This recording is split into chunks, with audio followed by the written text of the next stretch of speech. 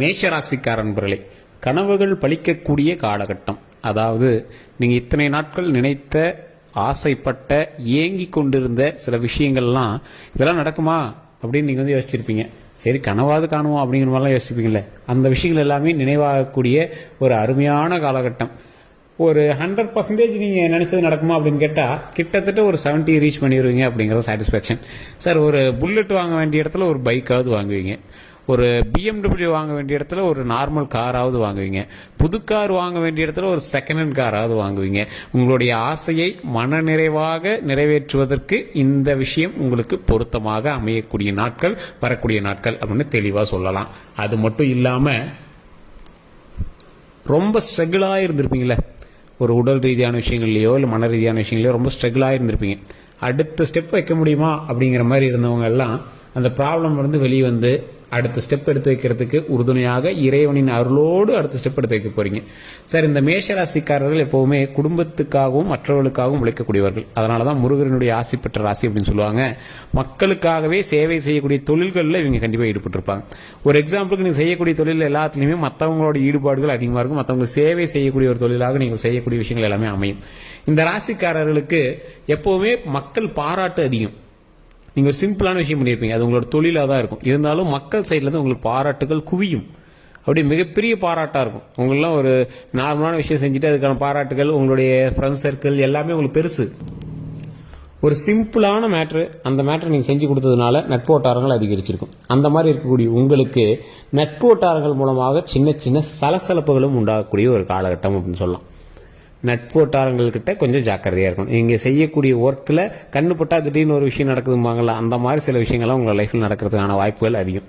ஆசைப்பட்ட விஷயங்கள் நடக்கிறது ஒரு பக்கம், அன்றாட வாழ்க்கையில் நீங்கள் நடந்துக்கிட்டு நல்லா போயிட்டு இருக்கிற விஷயங்கள சின்ன சின்ன ஸ்ட்ரகிள்களை சந்திக்கக்கூடிய விஷயங்கள் ஒரு பக்கம். இது எல்லாத்துக்கும் கடவுளினுடைய ஆசீர்வாதமும் கடவுளினுடைய மிகப்பெரிய ஒரு அருளும் உங்களை காப்பாற்றுவதற்கான வாய்ப்பும் இருக்குது.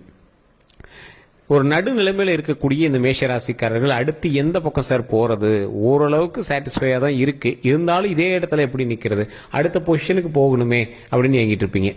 அதற்கு கீழே ஒரு ஸ்டெப்பு கீழே இன்னொருத்திருப்பீங்க. சார், அந்த நார்மல் பொசிஷனாவது இன்னும் வரலையே, கரெக்டாக வரவுக்கும் செலவுக்கும் சரியாக இருக்குது, சம்பளம் வருது, அதை எடுத்து ஃபுல்லாக சாட்டிஸ்ஃபையாக செலவு பண்ண முடியல, அதை எடுத்து கடன் கட்டுறதுக்கே சரியாக இருக்குது, நகை பேங்க்கில் இருக்குது, அதெல்லாம் மூக்கணும், லோனு ஓடிட்டு இருக்குது, இஎம்ஐ கட்டிகிட்டு இருக்கோம், அன்றாட அப்ளைன்சஸ், ஹோம் அப்ளைன்சஸ் பொருளே இஎம்ஐயில் போயிட்டுருக்கு அப்படிங்கிறவங்க நிறைய பேர். சார், அன்றாட பொருட்களுக்கும் பெட்ரோலுக்கும் இஎம்ஐக்குமே எனக்கு கரெக்டாக இருக்குது சார், ஒரு சேவிங்ஸ் அப்படின்னு எல்லாம் எடுத்து வைக்கிறாங்க, என்னால் ஓரளவுக்கு சேவிங்ஸ் பண்ண முடியுது, ஆனால் அது பெரிய சேவிங்ஸான்னு கேட்டால் இல்லை சார் அப்படின்னு சொல்லக்கூடிய நிலைமையில தான் மேஷராசிக்காரர்கள் இருப்பீங்க.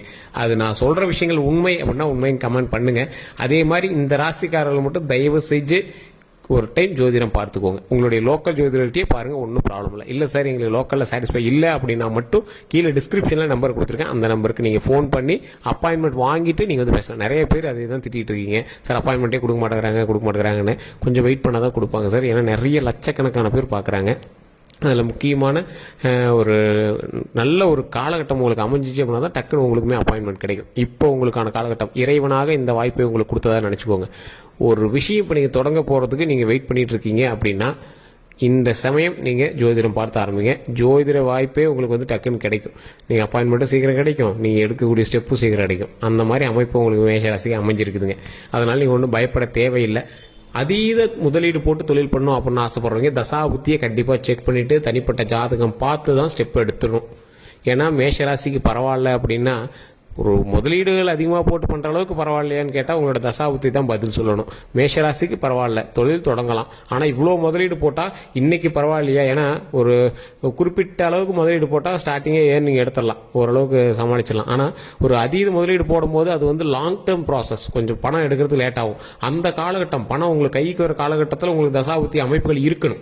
இந்த காலகட்டம் பரவாயில்லையா இருக்குது, கையில் காசு இருக்குது அப்படின்னு இன்வெஸ்ட் பண்ணுறீங்க அப்படின்னா அது வருங்காலத்தில் உங்களுக்கு வருமானமாக வரணும். அந்த மாதிரி காலகட்டத்தை பார்த்து தான் முதலீடுகள் போடணும். அப்ப நீங்க என்ன பண்ணணும், தனிப்படையான ஜாதகம் பார்க்கணும், தசாபுத்தி உங்களுக்கு எப்படி இருக்கு அப்படின்னு பார்க்கணும். மேஷராசிக்கு தானே சார் சொல்றீங்க, அப்படின்னா தசாபுத்தி அதுன்னு குழப்பிட்டு இருக்கீங்க, மற்றவங்க மாதிரி நீங்களும் கட்டம் பேச ஆரம்பிச்சிங்களா அப்படின்னு கேட்டா தெளிவா ஒன்று சொல்றேன். மேஷராசியில இந்தியாவில் மட்டுமே 140 கோடி பேர் மொத்தம் இருக்காங்க. அதில் மேஷராசியில கிட்டத்தட்ட 12 கோடி பேர் இருப்பான்.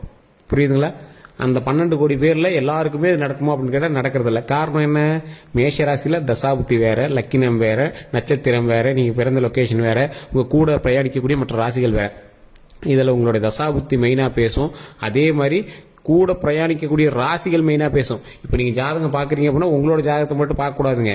உங்களுடைய தொழில் பண்ணுறீங்க அப்படின்னா உங்களோட தொழிலில் பார்ட்னராக இருக்கிறவங்களோட ஜாதகத்தையும் பார்க்கணும். அதே மாதிரி உங்களுடைய அமைப்புகள், உங்களுடைய ஃபேமிலி, ஃப்ரெண்ட்ஸ், உங்களுடைய அண்ணன், உங்களுடைய கூட பிறந்தவர்கள், உங்களோடு பிறந்தவர்கள், உங்களுக்காக பிறந்தவர்கள், உங்களால் பிறந்தவர்கள், அதாவது உங்கள் அப்பா அம்மாவாக இருக்கட்டும், உங்களுடைய கூட பிறந்தவங்களாக இருக்கட்டும், உங்களுடைய மனைவியாக கணவனாக இருக்கட்டும், உங்களுடைய மகன் மகளாக இருக்கட்டும், இவங்களுடைய ஜாதகத்தை பார்த்தா மட்டும்தான் உங்களுடைய அமைப்பே கண்டுபிடிக்க முடியும். ஒரு குறிப்பிட்ட ஆளுக்கு குழந்தை பிறந்துச்சு அப்படின்னா குழந்தையினுடைய ஜாதகம் தான் பேசும். ஏன்னா குழந்தையோட தான் நீங்கள் இருக்க போகிறீங்க. குழந்தையினுடைய ஜாதகம் தான் பேசும். அதனால் அதையும் நீங்கள் பார்த்து தான் ஆகணும். அது நிறைய பேருக்கு தெரியறதில்ல. அவங்களோட ஜாதகத்தை மட்டும் பார்த்துட்டு ஏதோ ஒரு இது பண்ணு சார், அப்போ அது பண்ணு சார்பாங்க. எல்லாருடைய ஜாதகம் சரியாக இருந்தால் மட்டும்தான் உங்களுடைய அமைப்புகளும் கட்டங்களும் உங்களை உயர்த்தும். அதுதான் ஒரு முக்கியமான மேட்டர். அது தெரியாமல் நிறைய பேர் சார் சூப்பரான தசாபுத்தி சார் என்னன்னே தெரியல சார் அப்படின்லாம் இருப்பீங்க. கரெக்டான ஃபேமிலியோட சர்க்கிளில் கரெக்டான ஒரு காலகட்டம் அமைச்சு அப்படின்னா அவங்களாம் கையிலே பிடிக்க முடியும். அந்தளவுக்கு நல்ல வருமானத்தோடு நல்ல ஒரு டாப்பாக வரலாம். சரி, வருமானத்துக்குலாம் ஓகே சார், மனசு தான் ஒரு மாதிரி இருக்குது என்னன்னே தெரில அப்படிங்கிறவங்களும், உடல் ரீதியான விஷயங்களில் உபாதைகளை சந்திச்சுட்டு இருக்கிறவங்களும் கண்டிப்பாக இந்த டைம் உங்களுக்கு ஒரு ஹைலைட்டான டைமான்னு கேட்டால் ஓரளவுக்கு தான் சார். வருமானத்துக்கு நல்லா இருக்குது, தொழிலுக்கு நல்லா இருக்குது, நீங்கள் நினைத்த காரியங்களும் நினைத்த பொருட்களும் வாங்குவதற்கான காலகட்டம் நல்லா இருக்குது. இருந்தாலும் மன ரீதியான விஷயங்களும் உடல் ரீதியான விஷயங்களுக்கும் கொஞ்சம் பார்த்து தான் இருக்க வேண்டிய காலகட்டமாக இருக்குது. அப்போ நீங்கள் என்ன பண்ணணும், தசாபுத்தி அமைப்பின்படி உங்களுக்கு கடந்த காலத்தை கம்பேர் பண்ணுவோம், இந்த காலம் எப்படி இருக்குது அப்படின்னு ஒரு டைம் செக் பண்ணிக்கணும். என்ன இருந்தாலும் மேஷராசிக்கே நீங்கள் ஓவரால் மேஷராசிக்கே உடல் ரீதியான விஷயங்களும் வாகன ரீதியான விஷயங்களும் கொஞ்சம் பார்த்துருக்கணும் அப்படிங்கிற ஒரு காலகட்டம். வண்டியில் ரைடு போகிறது, ஸ்பீட் ரைடெலாம் கொஞ்சம் அவாய்ட் பண்ணுங்கள். இரவு நேர பயணங்களை கொஞ்சம் தவிர்த்துக்கோங்க. தொலைதூர பயணங்களை கொஞ்சம் தவிர்த்துக்கோங்க. இது எல்லாமே உங்களுடைய நல்லதுக்காக சொல்கிறோம். அதே மாதிரி கொஞ்சம் ஸ்டண்ட் பண்ணுறது, அதே மாதிரி ரொம்ப பைக்கில் ஸ்டில் காட்டுறது, காரில் ஓவர் ஸ்பீடு போகிறதெல்லாம் இந்த டைம் கூடவே கூடாது. தூக்கமாக இருந்தது அப்படின்னா வண்டி நிறுத்திட்டு நீங்கள் தூங்கி எந்திரிச்சு கூட போகலாமே தவிர சர்வீஸ் ரோட்டில், மற்றபடி நீங்கள் டிரைவே பண்ணக்கூடாது அப்படிங்கிற ஒரு காலகட்டம் தான். கொஞ்சம் பொறுமையான விஷயங்களை ஹேண்டில் பண்ணுங்க. தேவையில்லாத வண்டி வாகனங்கள்னால உங்களுக்கு செலவுகள் இருக்கிற வாய்ப்புகள் இருக்கு. அந்த வண்டி வாகனத்துக்கு சர்வீஸ் பண்றதோ இல்லை தேவையில்லாம லைட்டாக ஸ்கிராச் ஆகிறது, அது நீங்கள் பெயிண்ட் பண்றது, இல்லை வண்டியில் ஏதாவது இன்ஜின் சீஸ் அது சின்ன மாதிரி ஒரு 2 வீலர் ஸ்கூட்டர்லேருந்து உங்களுடைய கார்லேருந்து நீங்கள் வண்டி வாகனங்கள் 4 வீலர்ஸ் எல்லாம் ரன் பண்ணிட்டு இருக்கீங்க, கமர்ஷியல் வெஹிக்கல்ஸ், லாரி, ட்ரக் எல்லாம் பண்ணிட்டு இருக்கீங்க, ஜேசிபி எல்லாம் பண்ணிட்டு இருக்கீங்க அப்படின்னா அதெல்லாம் சின்ன சின்ன வேலை வைக்கிறதுக்கான உங்களுக்கு காலகட்டம். இதெல்லாம் உண்மை அப்படின்னு மறக்காம கமெண்ட் செக்ஷன்ல பதிவு விடுங்க. அதே மாதிரி உடல் ரீதியான உபாதைகளை சந்திக்கிறதான காலகட்டம். தலையிலேருந்து உள்ளங்கால் வரைக்கும் உங்களுக்கு என்னவோ பண்ணுதுன்னு தோணும். ஆனால் என்ன பண்ணுதுன்னு தெரியல சார். யாரை போய் கேட்டாலும் நல்லா இருக்குன்னு சொல்கிறாங்க. மனசு மட்டும் ஒரு மாதிரியாவே படபடப்பாகவே இருக்குது அப்படிங்கிறவங்களாம் கண்டிப்பாக ஒரு டைம் ஜாதகத்தை பார்த்து அடுத்த ஸ்டெப் எடுங்க. அப்படி இருக்கக்கூடியவர்களுக்கு ஒரு முக்கியமான ஒரு விஷயமும் சொல்கிறோம். நீங்கள் முருகர் வழிபாடு பண்ணுங்கள். முடிஞ்சால் வெள்ளிக்கிழமை நாட்களில் அல்லது செவ்வாய்க்கிழமை நாட்களில் முருகர் ஆலயத்தில் ஒரு 10 பேருக்காவது அன்னதானம் கொடுங்க. அந்த சாப்பாடு அவங்க சாப்பிடணும். கூட இங்கே தண்ணி கேனோ இல்லை சின்ன கேனோ இருக்குது பார்த்தீங்களா, அது கொடுங்க. ஒரு 10 பேருக்கு கொடுத்தீங்கன்னா கூட போதும். அது நீங்கள் நிறைய கொண்டு போகலாம் அவசியம் இல்லை. ஒரு சின்ன ஒரு பக்கெட்டில் தயிர் சாதமோ புளி சாதமோ மிக்ஸ் பண்ணி கொண்டு போய் கொடுங்க. அதனால் உங்களுக்கு மிகப்பெரிய நன்மை உண்டாகும். அது போக போக உங்களுக்கே தெரிய ஆரம்பிக்கும். இந்த விஷயத்தை மட்டும் நீங்கள் செஞ்சு பாருங்கள். அது மிகப்பெரிய ஒரு வாய்ப்பாக உங்களுக்கு அமையும். அதே மாதிரி இந்த காலகட்டம் நீங்கள் ஜோதிடம் பார்த்து செயல்பட வேண்டிய காலகட்டம். நீங்கள் இங்கே கீழே இருக்கிற நம்பருக்கே பண்ணணும்னு அவசியம் இல்லை. லோக்கலில் இருக்கிற ஜோதிடர்கிட்ட கூட உங்களுடைய தசாபுத்தி ஒரு டைம் செக் பண்ணுங்க. மேஷராசிக்கு நல்லா இருக்குன்னு சொன்னாங்க சார், ஆனாலும் சின்ன சின்ன விஷயங்கள் சொன்னாங்க. அது எல்லாமே இப்போ நடந்துட்டு தான் இருக்கு. அந்த விஷயங்கள் எல்லாமே சரி பண்ணி வாழ்க்கை மகிழ்ச்சியாக ஓட்டுவதற்கு என்ன பண்ணணும் அப்படிங்கறத கேட்டு நீங்க செயல்படுத்தலாம். அதே மாதிரி தற்போதைய நிலைமையில வீடு நீங்க புதுப்பிக்கக்கூடிய ஒரு காலகட்டம். வீட்டில் சின்ன சின்ன விஷயங்கள்லாம் சரி பண்ணி விடுவீங்க. ஆல்ட்ரேஷன்ஸ் இல்லை வீடு கட்டுறது இந்த மாதிரி விஷயங்கள் உங்களுக்கு நல்லா இப்போ அமையக்கூடிய ஒரு காலகட்டம். அதான் உங்களுக்கு பிடிச்ச விஷயத்தை நீங்க சரி பண்ணக்கூடிய ஒரு காலகட்டம் வச்சுக்கோங்களேன். உங்களுக்கு பிடிச்ச விஷயம் அதை சரி பண்ணிக்கலாம், அதை செஞ்சு வைக்கலாம் அப்படிங்கிற மாதிரி வண்டி வாகனங்களோ இல்லை நிலவளங்களோ இல்லை வீடோ இல்லை ஏதோ ஒரு ஆல்ட்ரேஷனோ இல்லை ஏதோ ஒரு விஷயங்கள் நீங்கள் செய்யக்கூடிய ஒரு காலகட்டமாக இந்த காலகட்டம் அமையுதுங்க. அதே மாதிரி கொஞ்சம் பொறுமையாக ஹேண்டில் பண்ணுங்கள். தேவையில்லாத வம்பு வழக்குகளுக்கு நீங்கள் போய் நிற்கக்கூடாது. ஃபேமிலியில் யாராவது ஏதாவது பேசுகிறாங்க அப்படின்னா அதுக்கு நீங்கள் குரல் கொடுத்து கொஞ்சம் ஹைலைட்டாக ஓவர சண்டையெல்லாம் போடக்கூடாது. கொஞ்சம் அமைப்பாக இருக்கக்கூடிய ஒரு காலகட்டத்தில் உங்களுடைய வாயினால் சில விஷயத்தை கெடுத்துக்காதீங்க. இது மட்டும்தான். தொழிலில் நல்ல முன்னேற்றம், உடல் ரீதியான உபாதைகளில் கொஞ்சம் கவனம், வண்டி வாகனங்களில் ரொம்ப கவனம். வண்டி வாகன செலவுகள் இருக்குது அப்படின்னா அதுக்கு தகுந்த மாதிரி கொஞ்சம் கவனமாக இருங்க. இன்சூரன்ஸ் பண்ணாதீங்க, வண்டிக்கு இன்சூரன்ஸ் பண்ணி வைங்க. தேவையில்லாத போலீஸ் வழக்குகளுக்கு நீங்கள் போய் நிற்கக்கூடாது. போலீஸ் வழக்குகள் உங்கள் மேலே வருவதற்கான வாய்ப்புகள் கொஞ்சம் அதிகம். அதனால் அதை மட்டும் கொஞ்சம் சரி பார்த்து பார்த்துக்கோங்க. தொழிலில் நல்ல அமைப்புகள் இருக்கிறதுனால தொழில் விஷயங்களில் கொஞ்சம் கவனமாக இருங்க.